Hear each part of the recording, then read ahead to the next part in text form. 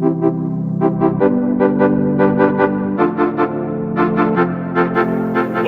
to Titan HST's Business Continuity Today, hosted by Todd DeVoe, where planning meets reality. Hey, everybody, welcome to Business Continuity Today. And, we're talking about supply chain and business continuity and why is that important. But I want to start off just by talking a little bit about what happened last night in Wisconsin, where a city basically uncontrollable riots, burnt down a bunch of different businesses, attacked personal vehicles. I mean, it was a mess. And I was watching the live stream yesterday, and it was just crazy, But how does that tie into supply chain? Well, this current pandemic we are facing has taught us more than one lesson. And one of the issues is facing in the United States is supply chain and surge capacity. And if you take a look at what happened yesterday, some of the looting that was going on, things like this, it really shows that we're vulnerable to different disruptions in supply chain, including civil unrest. So Dwight Eisenhower said, "You'll find it difficult to prove that battles, campaigns, and even wars have been, or not to prove, I should say, even wars have been won or lost primarily because of logistics." And, in the military, they talk about the idea that amateurs are, I don't agree with this, but amateurs are on the front lines and the professionals are logistics. And what they mean by that, though, is that we really can't do much without our supply chain. We've seen battles and wars won and lost basically in supply chain. And that's what we're seeing today with pandemic.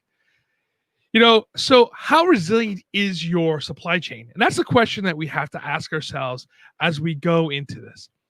And it's not secure as you think.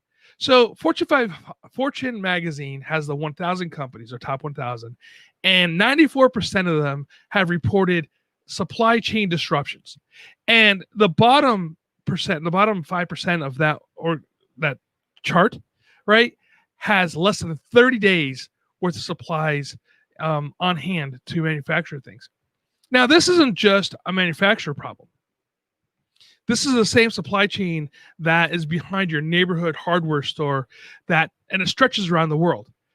I had a friend of mine that was in manufacturing, and he was getting his goods from China, and they would sometimes get just stuck on the boat, literally, right? So there were times when his supply chain disruption was going on, and this was before the pandemic. So behind customer loss, right, beyond the customer loss, a factory shutdown has other long-term implications. A company can easily stop production, right? But restarting, that means re-engaging the entire supply chain and get it to work again and all the necessary components. So we talked last week about a complex issue, right? What complexity is. And that is part of it, is the supply chain is part of that complex issue that we have to take a look at. Factories, warehouses, shipping terminals, stores, they're all vulnerable to a range of natural disasters, loss of critical infrastructure, people due to illnesses, power due to the power system, the grid, and of course, civil unrest. You can't move goods through areas that have civil unrest. So if you think of our larger ports, Seattle, Washington, Los Angeles, those type of ports right there, Corpus Christi in Texas and whatnot, that those larger ports, if there's civil unrest there, sometimes trucks can't move, which means that your supply chain is disrupted. So we have several business trends that are contributing to the growing awareness of continuity risk related to the supply chain. So when we talk about risk assessment for when you're creating your business continuity plan, you have to assess your supply chain and where you're getting your stuff from and other alternates to where you're getting your normal supplies from. So global sourcing can increase continuity risk by increasing the overall level of complexity and by increasing the likelihood that disruptions cause certain threats, such as terrorism or change in the political or regulatory environment. Even politics can really screw up your supply chain, right? So to be competitive, many supply chain enterprises are seeking to concentrate on outsourcing functions, right? So like I said, my friend who's in manufacturing outsources his manufacturing, right? But those to provide the lower cost. It's amazing the difference between producing stuff here in the United States and producing overseas. Why that cost is so beneficial to actually ship materials overseas to have things made. Now, I'm not going to sit here and try to change the political aspects of why we outsource things. It's just the reality of this at this time, and we do. So, that being said, you need to ask these questions before as you make your plan. So, what are your business's requirements for supply chain continuity? Right. So, planning for the continuity and supply chain will ultimately involve working collaboratively with other suppliers, and other key business partners. So, where does my supply chain begin and end? That's a really good question. So, you should map out your supply chain all the way down to the raw materials and up to the customers, and ask the question to get the answers. And you have to document those results and put that in your risk analysis. Who are your key suppliers of goods and services? Emphasis on key or essential. Mapping those supply chains is going to be critical to knowing who your key suppliers are, right? And making sure that your relationship with those key suppliers is solid so they can actually give you a heads up if there's going to be a disruption specifically with what they have going on.